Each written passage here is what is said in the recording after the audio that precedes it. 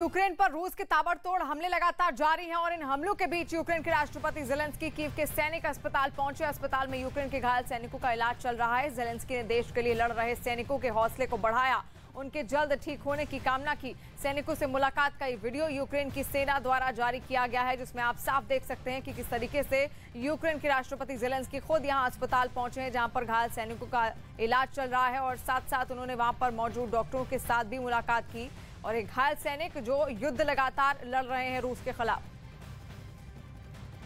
और अभी बेलारूस के पास गोमेल इलाके में रूस की सेना का एक बड़ा काफिला देखा गया है और इस काफिले में रूसी सेना विक्ट्री साइन वाले सैन्य उपकरण का इस्तेमाल कर रही थी। ऐसा माना जा रहा है कि बेलारूस के पास के शहर में रूसी सेना ने जो सफलता हासिल की है, ये तस्वीर उसी इलाके की है। तो तस्वीरें आप देख रहे हैं, कितना लंबा और चौड़ा ये काफिला है, रूसी सेना का ये काफिला है और लगातार ये आगे बढ़ता हुआ। और इसमें ये कहा जा रहा है कि विक्ट्री साइन इन तमाम बख्तरबंद गाड़ियों में लगा हुआ है। और साथ साथ रूस और यूक्रेन में जारी युद्ध के बीच हंगरी के शरणार्थी कैंपों में पिछले 3 हफ्तों से रह रहे यूक्रेन के कई लोगों ने अपने देश लौटना शुरू कर दिया है, जिसके लिए हंगरी के जाहू रेलवे स्टेशन में लोगों की भीड़ जमा हो गई। वहां से सामने आई एक तस्वीर में कुछ लोग ट्रेन की पटरियां पार करते हुए नजर आए। यही नहीं, स्टेशन के अंदर भी भारी भीड़ यूक्रेन जाने वाली ट्रेन का इंतजार करती दिखी। घर वापसी करने वालों में ज्यादातर उम्रदराज लोग थे, हालांकि उनके साथ कुछ बच्चे भी वापस यूक्रेन लौटने की तैयारी में दिखे।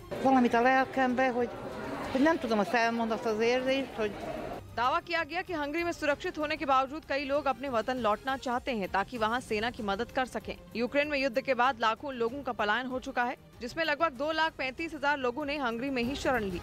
इस बीच रूसी सैनिकों से लोहा लेने वाले एक बुजुर्ग दंपत्ति का वीडियो सोशल मीडिया पर वायरल हो गया। उन्होंने घर में घुसे 4 रूसी फौजियों को बिना हथियार के डटकर मुकाबला किया और उन्हें अपने घर से भागने पर मजबूर कर दिया। इस बहादुरी की तस्वीर के वायरल होते ही दंपत्ति काफी चर्चा में आ गए, क्योंकि उसमें वो रूसी सैनिकों से भिड़ते हुए दिखाई दिए। इतना ही नहीं, जब बिना हथियार के वो लोग रूसी फौजियों की ओर बढ़े तो उन्हें डराने के लिए रूसी सेना के एक जवान ने हवा में फायरिंग कर दी, लेकिन इससे उनका हौसला पस्त नहीं हुआ। वो लोग धक्का देकर उन सैनिकों को अपने घर से निकालने पर तुल गए। इससे पहले मिकोलाइव के उस इलाके में कब्जे के बाद 3 रूसी सैनिक बुजुर्ग के मकान के गेट पर पहुंचे और उसे तोड़कर अंदर दाखिल हो गए।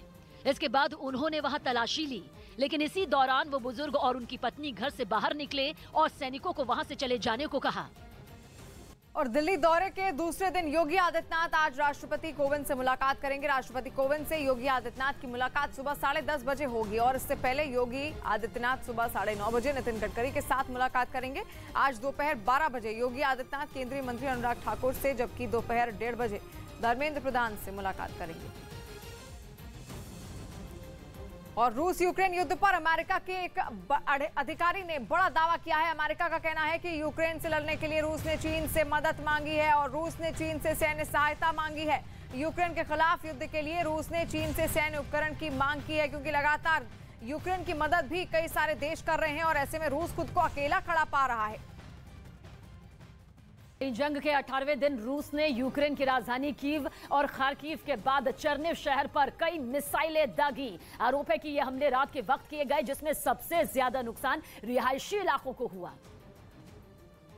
जिसकी जानकारी मिलते ही फायर ब्रिगेड और राहत टीमें लोगों की मदद में जुट गईं। चर्निव शहर के एक इलाके से जो तस्वीर सामने आई, उसमें एक हाउसिंग सोसाइटी आग की भीषण लपटों में घिरी दिखी। आग पर काबू पाने के लिए फायर ब्रिगेड की टीम ने लपटों पर पानी की बौछार की, मगर आग लगातार फैलती चली गई, जिसके बाद इमारत में फंसे लोगों और घायलों को निकालने के लिए रेस्क्यू ऑपरेशन चलाया गया, जिसके तहत राहत के काम में लगे कुछ लोग एक बड़ी सीढ़ी की मदद से इमारत के अंदर दाखिल हुए। तब जाकर कुछ लोगों को निकाला जा सका। रूस का ये मिसाइल हमला इतना घातक था कि आसपास की कई और इमारतें खंडहर में तब्दील हो गयी। इन इमारतों के मलबे में दबे लोगों को निकालकर फौरन अस्पताल पहुँचाया गया, जबकि कुछ लोगों के मारे जाने की भी खबर है।